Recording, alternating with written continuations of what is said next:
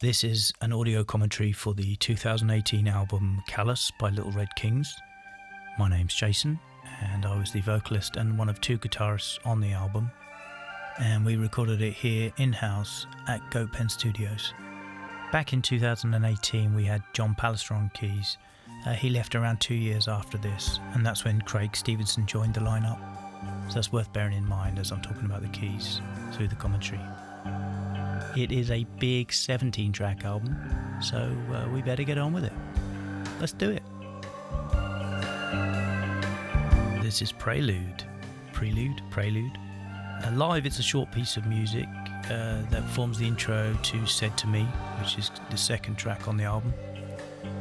Maracas in the left, and throughout I'm singing some made-up language in the distance. And I'm pretty sure that was fed through the Space Echo RE201. That's it, short piece. And there it is, leads into Said to Me. It's based around the same chord movement as the Prelude intro. They call that blues rock.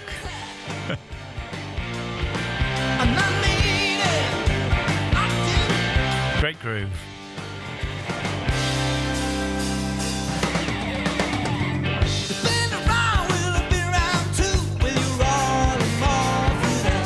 Dougie doing the high back and vocals.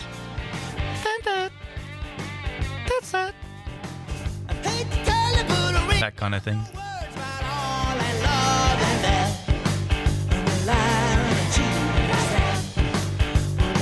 And backing vocals from my good lady on this one. I think you can hear her in this.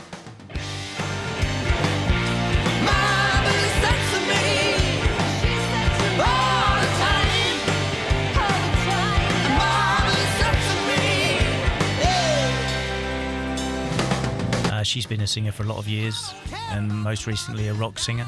I think she's retired from all of that now. But I drag her out now and again to sing some bits in the studio.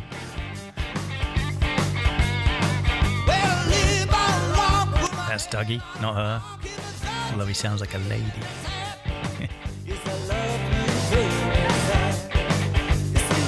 Fairly straight song, this.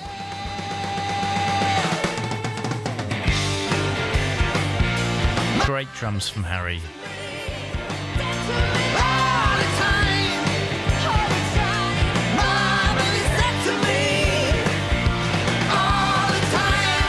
So this is a solo from me, mostly in the right speaker.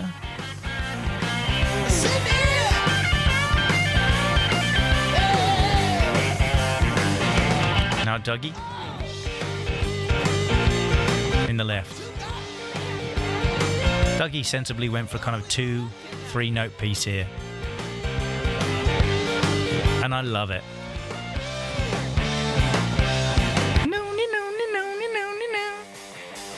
So here's me doing some claps, this kind of thing, just to give it that fast-paced feel. There, I'm doing it again.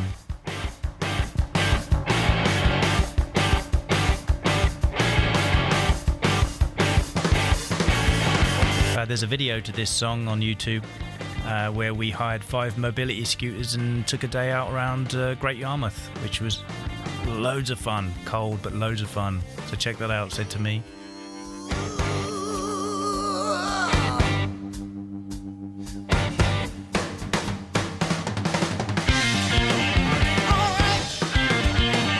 So this is my nod to Steve Marriott here coming up. These little vocal stabs. This one. Black Tea, which is a nod to the song Black Coffee. It keeps me happy, that kind of thing. So this is Josephine from the album CALLOUS. Cowbell. Recorded a stone's throw away from the mic, just how I like it.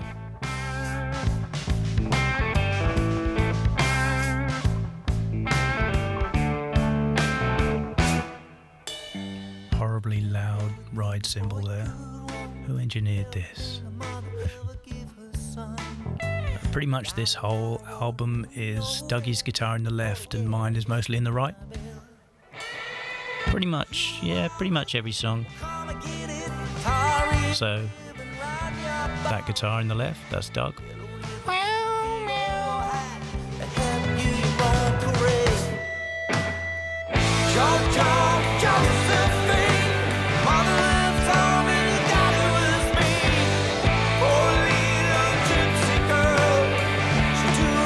Lots of people have asked me what this song is about, and I'm going to clear that up right now.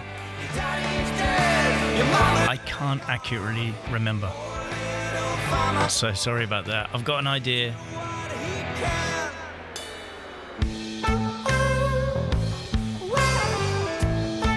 John Pallister did an amazing job in keys throughout this whole album, because not many people know that John played bass for us before he was on keys, and he went back to New Zealand, and in the meantime we had to get a bass player, so we got Mr. Ben Beach. John didn't return for several months. When he came back, we said, "John, how do you feel about learning the keys?" And he didn't go much on that at all, but he did learn the keys. So and he bought himself. Well, he had a few keyboards, but he bought himself keyboards, and so I think sort of a little applause for John on that, because we just threw him at the keys.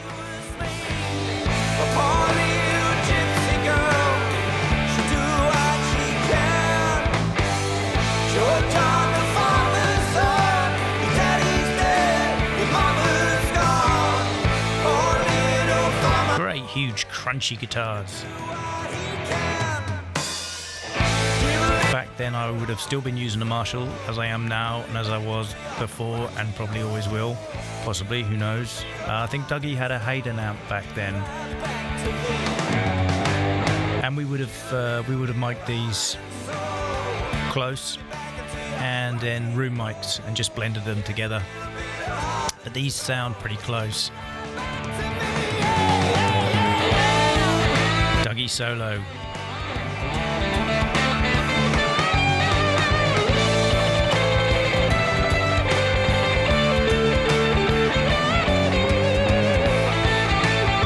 All of Dougie's solos on this album are interesting, and we made sure of that. For me, a good solo should be like a vocal line, something you can sing.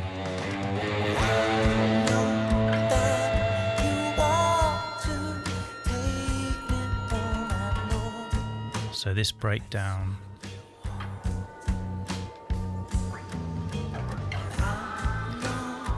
I wanted a real spacey, washed out feel.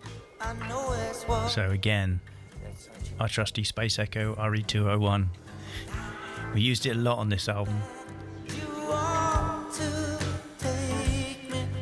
And I've got a pitch shifter on my vocal as well here, you can hear. And it's out of key, you know. I think it's there's probably an octave on that pitch shifter, and there's probably a fifth and a third, but it's just clashing.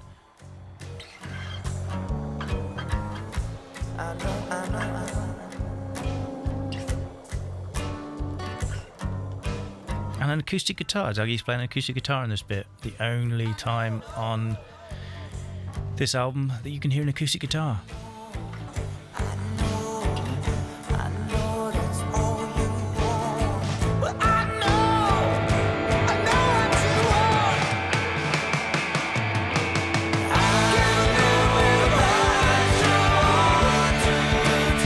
I can see Harry playing this right now, Harry's style. I can see his arm out, hitting that ride. Fantastically natural drummer.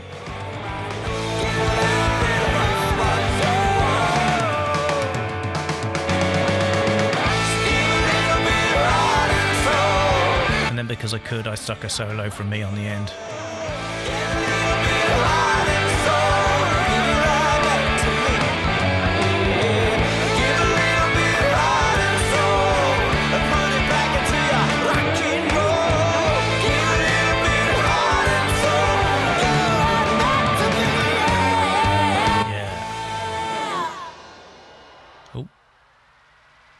Surprise, surprise. Space Echo just to end it. So for anyone that doesn't know, the Space Echo is a piece of 70s gear. Looks like a big VHS recorder with knobs on the front. It produces reverb and echo effects using real tape, and it's got these big knobs on the front: repeat rate, repeat intensity, reverb, volume, echo volume, bass, treble perhaps.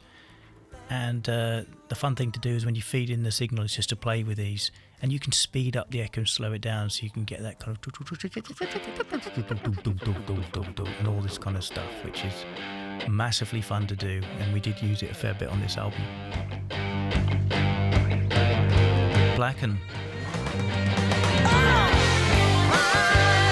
Simple riff on my part. Jang, jang, jang, ticka, jang, ticka, jang. Dougie's. So I remember vividly writing this song. Lyrics, chords, how the guitar sounded in the car whilst driving somewhere. I think I was picking something up, and I wrote the entire thing in my head without playing it on an instrument or recording it, so it was sort of a fun way to do it. So in my head I was jang jang jigga jang jang jang jang jang jang and all the lyrics. By the time I got home, it was written. Just had to work out how to play it on the guitar.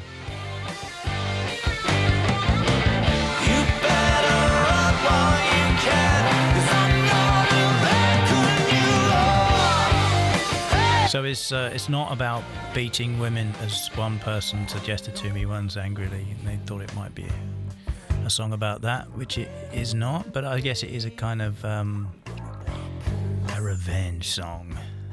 I was more angry back then. I'm not angry anymore. Please get the anger back. Everyone knows that angry alcoholics write the best songs, and they clean up, start meditating, and write trash.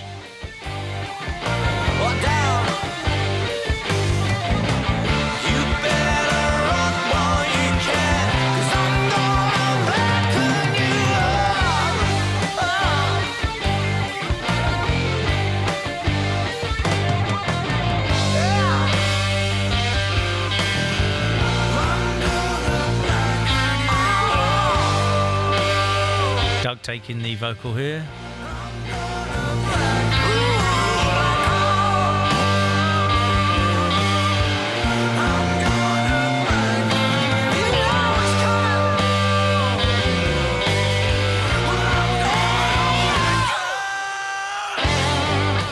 And a solo from me. Definitely played with finger and thumb this one. Just get the snap.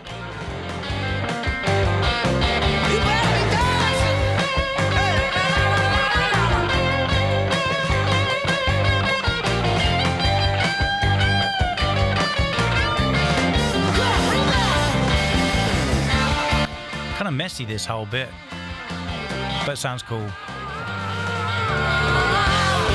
Ben and Harry locked bass and kick drum throughout this song as well, really locked.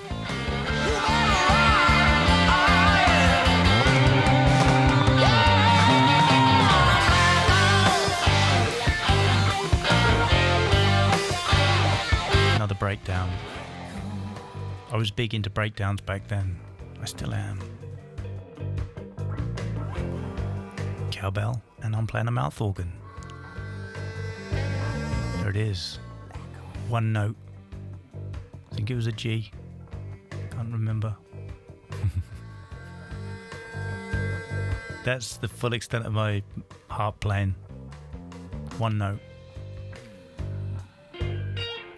That little bit of lead there, that's the only part that utilises a setup that I did with an amp and a very distant mic, and just used it once there.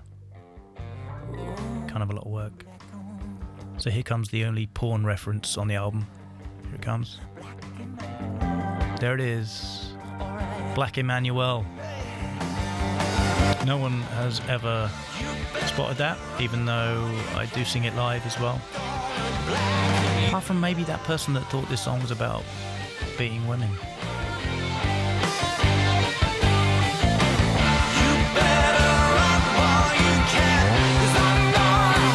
Which it isn't. I can't stress that enough. There it is, Blacken.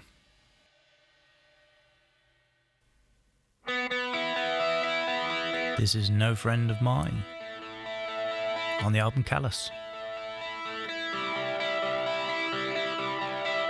Possibly Dougie's tuning slipped a bit on the guitar here and we didn't notice it. He's playing it beautifully. I think it's just out of tune a smidge.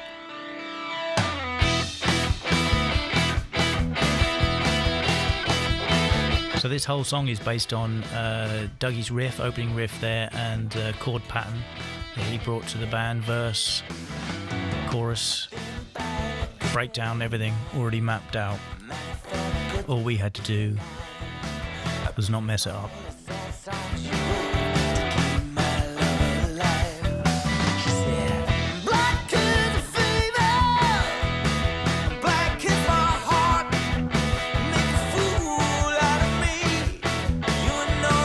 So John on the Hammond here, definitely these little punch-in bits. Same Hammond as we use on the Magic Show.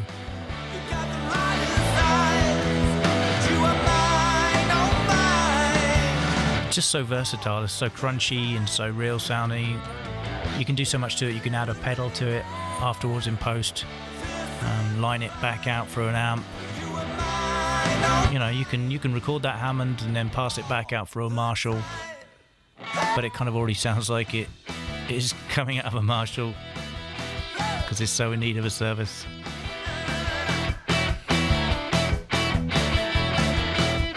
That little riff by me there that repeats several times in the song's real simple. Top E string, B string, just sliding around on the B string. Couldn't be simpler.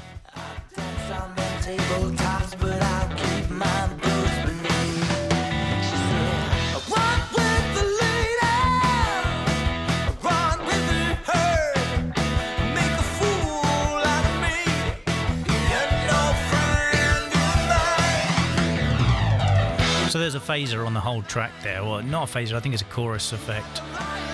And that pops in and out quite a lot. We'll talk about that later. Harry's sticking in a few fills.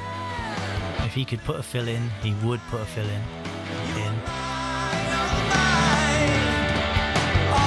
The time.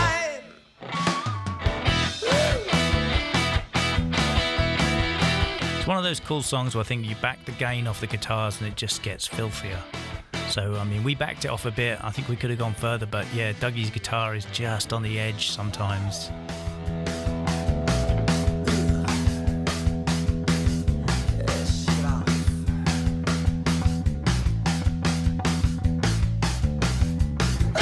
So there is, yeah, there's a chorus effect on the drums pretty much through the whole track. I'm going to remember correctly, I think it might be on the bass as well. It could be on the entire track. It's 2018, a long time ago.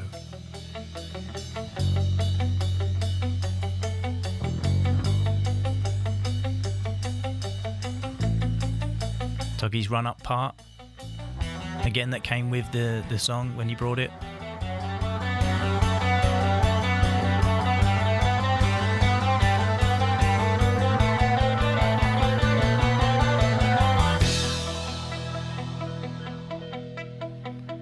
And because Harry is so fond of a fill-in, good drum fill-in, we gave him a big one right here, live and on the album.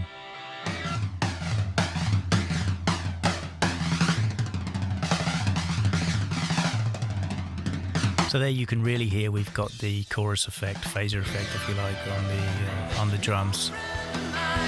We use a quad reverb. It's an effects processor, I think mainly for guitars. Alesis quad reverb, 19-inch rack unit that sits here, and you can just feed stuff into it. It adds a fair bit of noise. It's old.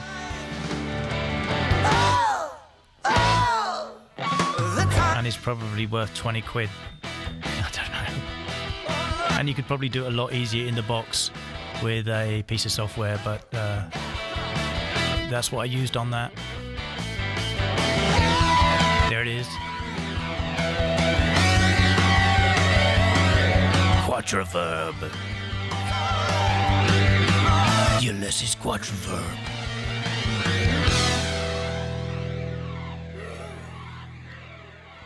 No friend of mine.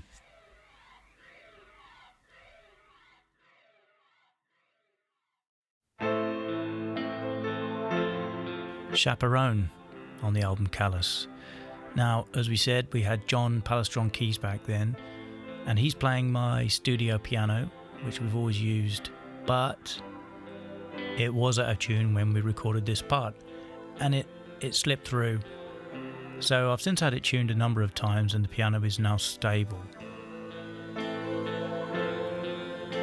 So we made the decision when Craig Stevenson joined the band and we started using the song to make videos and that kind of thing, that we re-record the piano part.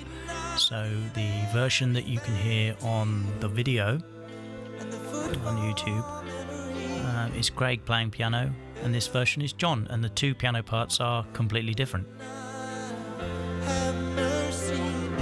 And nothing wrong with John's playing at all, just that piano just with my guitar, could have been my guitar actually.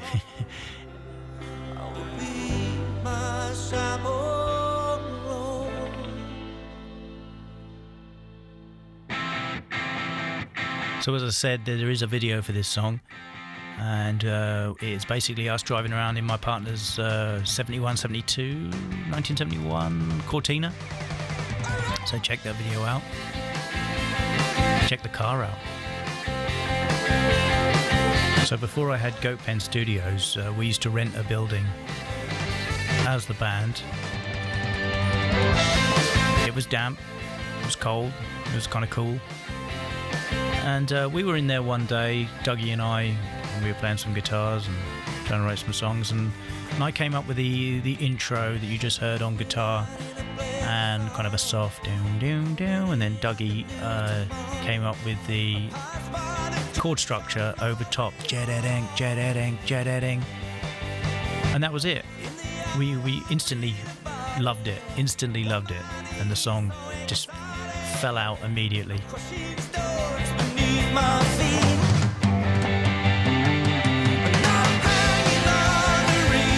I think there's going to be a lot of talk about John on this track. He's kind of all over it. So you can hear him singing. That seemed to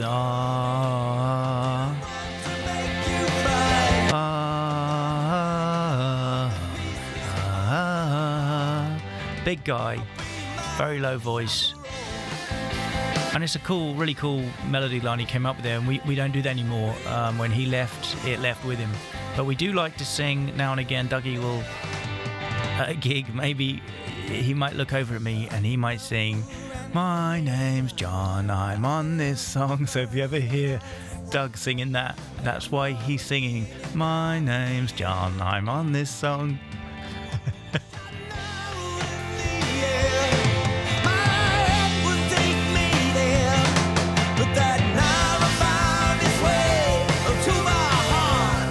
We recorded this as we do live, where we all play it together, and we did that at Goat Pen Studios, and I don't know what time we did this, but Harry was pumped, Harry was on it. Man, if he did 100 fill-ins, he did 1,000 fill-ins on this song.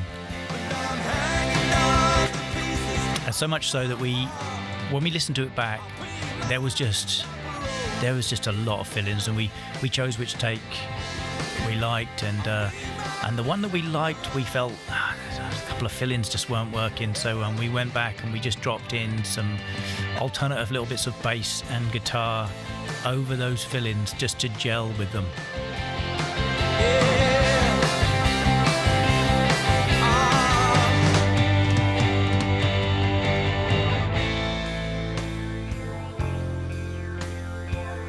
So John again, as I said earlier, we forced John to play keys for us, and John already had a collection of vintage classic synthesizers. That's something he's into, although he didn't play piano as such. And this is one of his classic synthesizers, and I'm gonna guess which one it was, but it might have been a Juno 6. It's not really my area of expertise.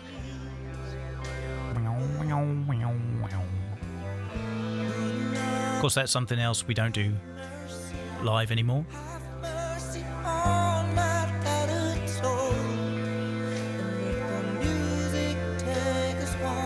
And that's the beauty of a record, it's a snapshot in time.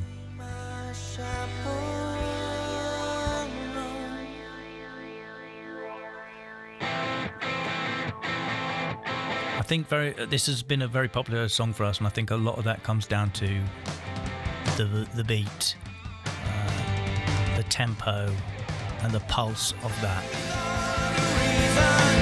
It's very danceable.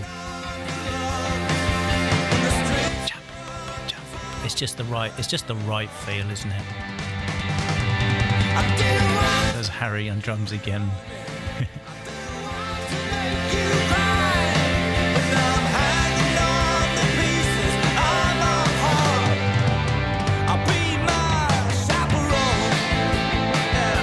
We've had some really good times playing this at Stamford Arms, which sadly now, at the time of recording this, we've heard is closing its doors for the last time. We've had some great times playing this. We should have ended that song 2 minutes ago, really. But we decided to put the whole lot in. Hardly a single version.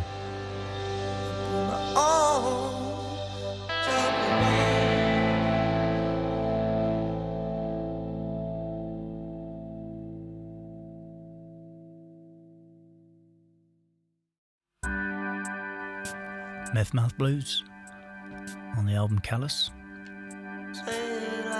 Obviously the trusty Studio Hammond, played by John. The beat that you can hear is a drum machine. That's also a piece of Hammond equipment from the 70s, probably state-of-the-art back then. Huge standalone drum machine that does all the basics, bossa nova, samba, waltz, that kind of thing. And I just fed it into the preamp and then cut it up a bit, I think, to make the beat slightly interesting. And it's dry. I don't think there's anything going on with that, with mixing.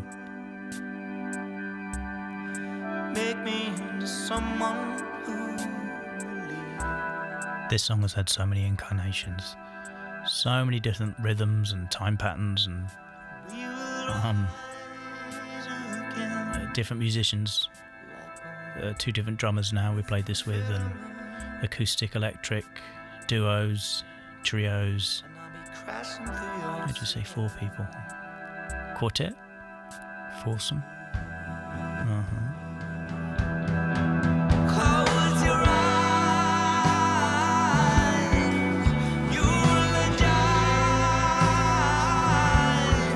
So Harry's playing a kind of shuffle.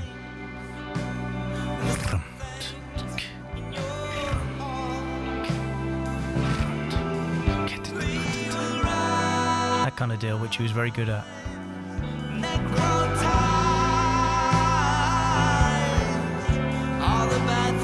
And Dougie wrote this piece of guitar, and he had, I think he had a straight picking for it when he brought it, and then Harry played that, and he had to adjust how he played it, and then we've done it as duos where he'd adjust back, and then we got Joe, and Joe did something different, and Dougie doesn't really know where he is with playing this piece of guitar.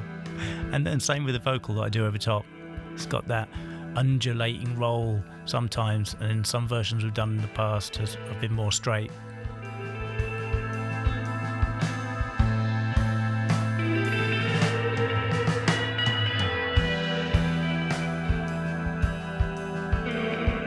So as live, I'm just popping in and out with bits of lead guitar with some heavy reverb. Say like you're looking to be free.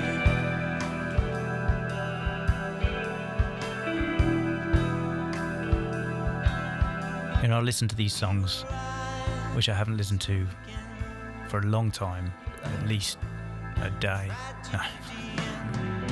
I can hear things that I could have done way better in the recording process, always, and it's hard not to fixate on those and find those, but yeah. Hold me in a moment. Yeah, loads of little bits jumping at me, thinking, you know, I know a better way to do that now.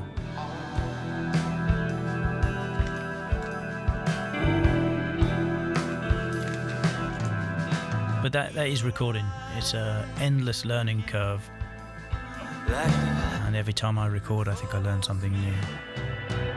But often it's just confirming something you already knew. Something you knew, but you didn't do it, or you tried to do it, or you did it but were unsure, so you sort of tiptoed around it, and then you learn someone else does that, and then you think, oh yeah, it's okay to do that. I'll do that more.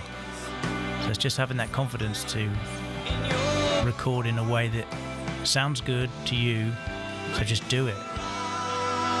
The other thing is, you often know what you want it to sound like in your head, but it's just about knowing the techniques to make that happen. If you stick a mic in front of a guitar amp or in front of a tambourine, it won't sound like it sounds in the room. Of course not. So as I say, you're forever learning, and I for one came into recording fairly late in life. Consider myself very much an amateur.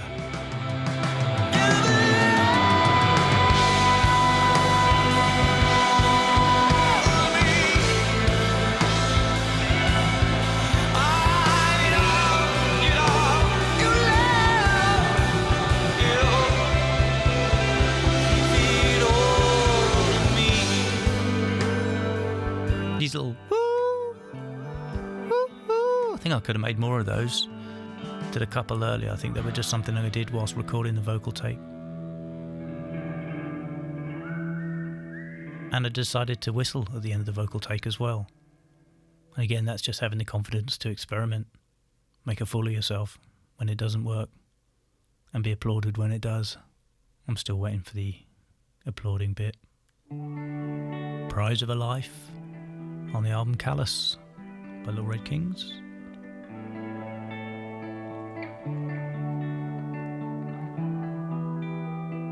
We stopped playing this a long time ago live.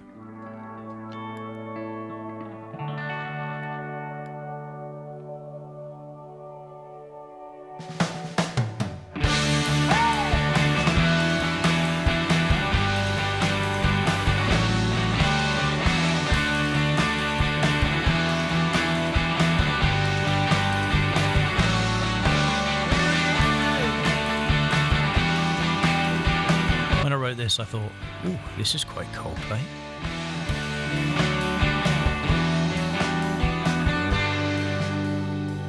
Nothing wrong with that. Late nights and city lights, I'm slow. So the lyrics I wrote for this were written around some lyrics I found that I had written years prior. Years prior. Keep all these little scraps. Could have been 15 years, 20 years before. And the truth be known, I've been thinking about giving up on me, 'cause it's not working out. I changed them here and there and filled in some bits and bobs. But it's for that reason why I can't figure out what I meant by the end line. The man with the bicycle eyes is coming up in a bit. I can only assume I was talking about someone with some big glasses. Here we go.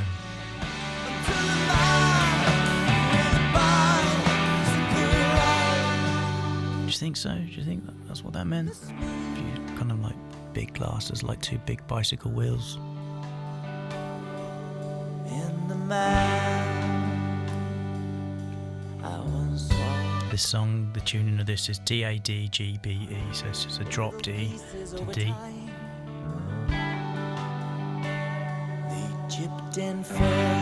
And loads more of John's vintage synths on this one. And the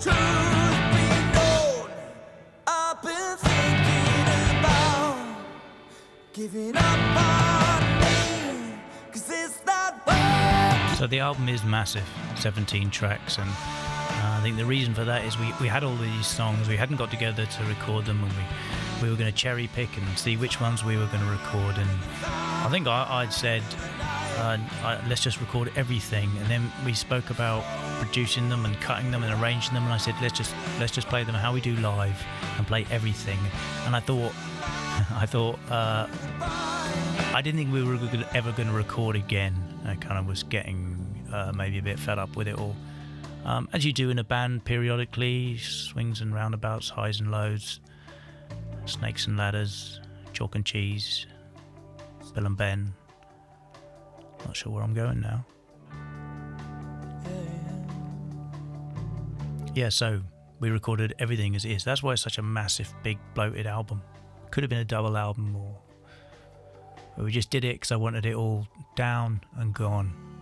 So the price of life, that's all we are.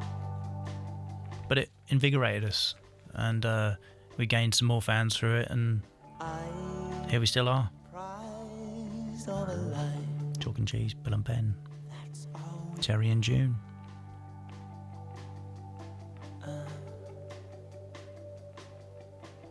I listened to this passage here. This is why when we recorded this album we all played together.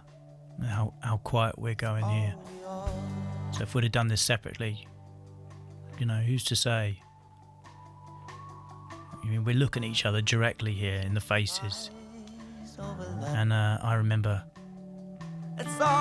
directing how low, so because I redid my vocals, I could come off the mic and say, "Now bring it up," a bit like a conductor would do.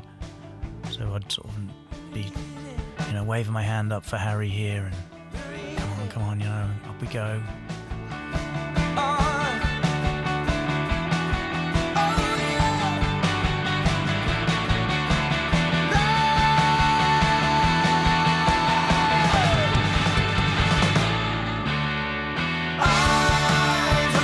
Just to get really boring again on the mixing side of things, another reason why you can't just master, well, I can't anyway, I can't just master a track down to be super loud, and I'm not going to get into that here, but when you want to make something really loud, you have to bring the dynamic range down, thus the quiet parts aren't as quiet in relation to the louder parts. It's more linear throughout, and I don't enjoy listening to music like that.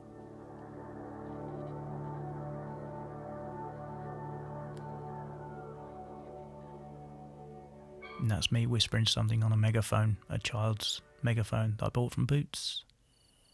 So this is Southern France on the album CALLOUS. Yes, I recorded these cicadas, crickets, whilst I was in France with a little travel recording kit. It's not that I'm super precious, and that if you want the sound of cicadas, you have to record them, because you could get them online. It's not that I'm precious about it, and that I think you have to do it yourself. It's just, it's way more fun than just downloading a clip.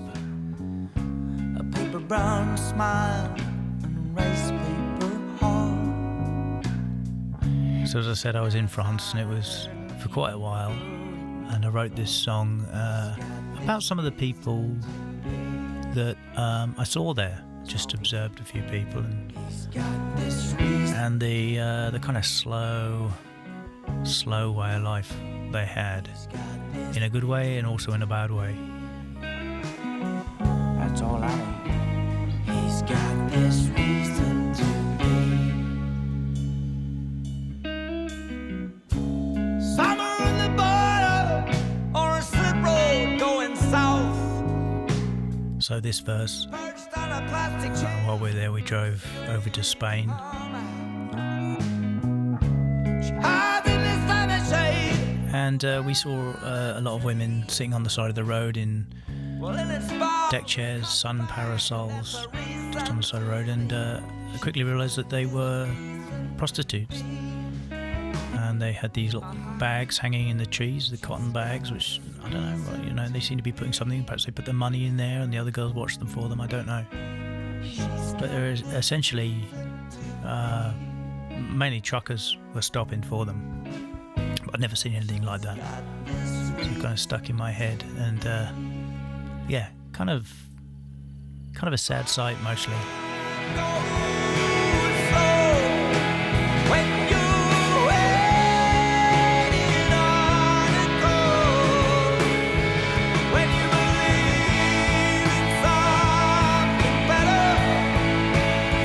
Huge guitars and vocals from Doug here, backing vocals and big guitars.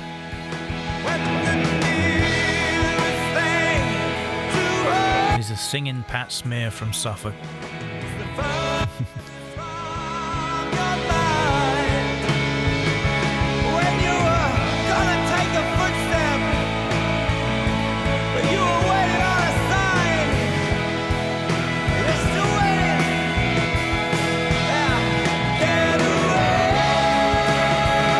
The whole song kind of leads to this big end bit where it just bursts.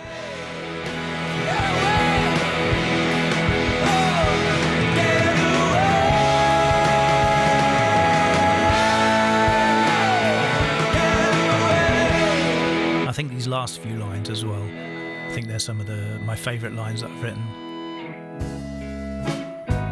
When your whole life you've been busking and you haven't made a sound, when you're looking for yourself and you lost and found. Yeah, I'm pretty proud of that song. So I think we better leave it there. It's a really long album, so we'll do the second half of the songs perhaps next week. Thanks ever so much for listening, and when we can all get back together as a band, we can hopefully get back to the usual format.